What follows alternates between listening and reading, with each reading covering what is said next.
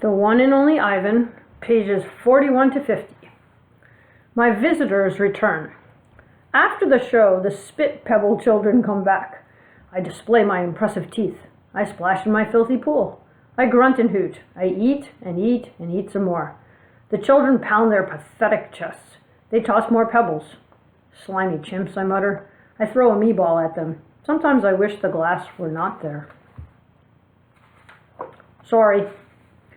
I'm sorry I called those children slimy chimps. My mother would be ashamed of me. Julia. Like the Spit Pebble children, Julia is a child, but that, after all, is not her fault. While her father George cleans them all each night, Julia sits by my domain. She could sit anywhere she wants, by the carousel, in the empty food court, on the bleachers coated in sawdust, but I'm not bragging when I say that she always chooses to sit with me. I think it's because we both love to draw. Sarah, Julia's mother, used to help clean them all, but when she got sick and grew pale and stooped, Sarah stopped coming. Every night, Julia offers to help George, and every night he says firmly, "Homework, Julia. The floors will just get dirty again." Homework, I have discovered, involves a sharp pencil and thick books and long sighs. I enjoy chewing pencils. I am sure I would excel at homework. Sometimes Julia dozes off, and sometimes she reads her books, but mostly she draws and talks about her day. I don't know why people talk to me, but they often do.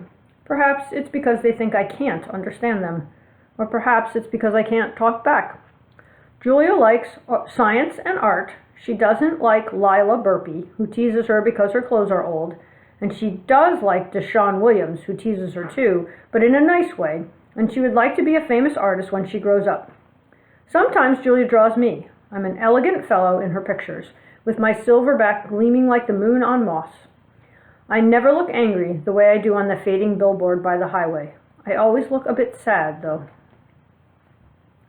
Drawing Bob. I love Julia's pictures of Bob. She draws him flying across the page, a blur of feet and fur. She draws him motionless, peeking out from behind a trash can or the soft hill of my belly. Sometimes in her drawings, Julia gives Bob wings or a lion's mane. Once she gave him a tortoise shell. But the best thing she ever gave him wasn't a drawing. Julia gave Bob his name. For a long time, no one knew what to call Bob. Now and then a mall worker would try to approach him with a tidbit. "Here, doggy," they'd call, holding out a French fry. "Come on, Pooch," they'd say. "How about a little piece of sandwich?" But he would always vanish into the shadows before anyone could get too close. One afternoon, Julia decided to draw the little dog curled up in the corner of my domain. First, she watched him for a long time, chewing on her thumbnail. I could tell she was looking at him the way an artist looks at the world when she's trying to understand it. Finally, she grabbed her pencil and set to work. When she was finished, she held up the page. There he was, the tiny, big-eared dog. He was smart and cunning, but his gaze was wistful. Under the picture were 3 bold, confident marks, circled in black. I was pretty certain it was a word, even though I couldn't read it. Julia's father peered over her shoulder. "That's him exactly," he said, nodding.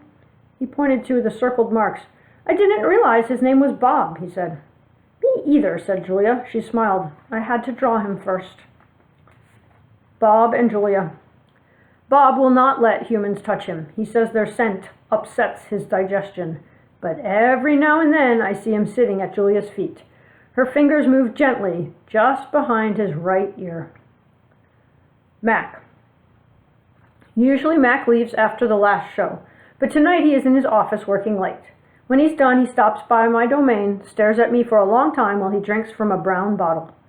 George joins him, broom in hand, and Mac says the thing he always says. "How about that game last night?" And "Business has been slow, but it'll get better. You'll see." And "Don't forget to empty the trash." Mac glances over at the picture Julia is drawing. "What are you making?" he asks. "It's for my mom," Julia says. "It's a flying dog." She holds up her drawing, eyeing it critically. She likes airplanes and dogs. Mac murmurs, sounding unconvinced. He looks at George. "How's the wife doing, anyway?"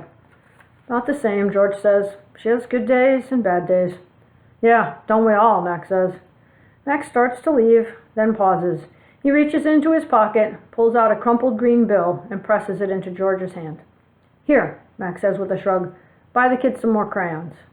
Mac is already out the door before George can yell, "Thanks!"